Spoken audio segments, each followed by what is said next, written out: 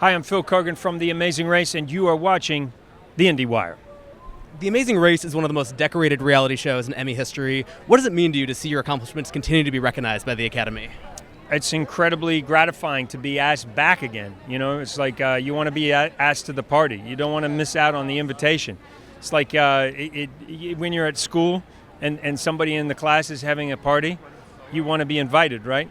And then you don't want to miss out on getting invited to that birthday party on Saturday, you know? So it's sort of like that with this. We know that if we get nominated, we're asked to come to the party, and that means that people have recognized the show, and that means a lot because it's our peers who are voting for the show and saying, hey, we still think you're worthy of being part of this mix. And, there's some heated competition, Traders has grabbed a lot of attention, and it's a fun show, and they're like the new kid on the block, right? And people are watching that show. So, it just means a lot to be part of it.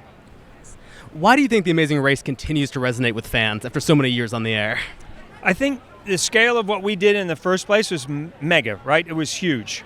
We're not confined to a particular space. We're not confined to a studio or to one location.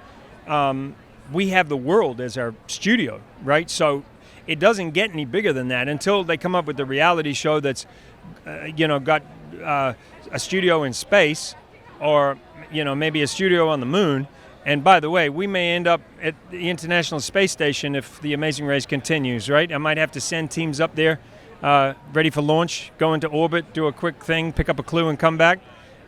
So I think it's just the scale of it. It was such an ambitious endeavor in the first place that it still holds up today after all this time. And we have an exciting new season coming up with contestants from Big Brother joining the race. What can you tell us about how they fared? Well, it would be fair to say that those Big Brother teams, they're winners, they're some of the biggest personalities on Big Brother. It would be fair to say a lot of them very confident that they can all win. I mean, you're standing at the starting line, I'm addressing them all, and literally I'm like, all right, who's going to win this? And they all think they can win. The reality is that there's only going to be one winner. And I think it was pretty humbling for some of them. It's exciting and it's different. And, we're 38 seasons, if you can believe that, into a format that has stood the test of time. So I love the idea that we're trying something new and different. You've been to so many places around the world in your 38 seasons. Is there anywhere that you haven't been yet that you'd love to see the race go? Yes, lots of places. We've tried to work out the timing of going to Antarctica. I think it would be really cool to go. You have to go, there's a window of time over the summer down there. So summer is Christmas time in the southern hemisphere.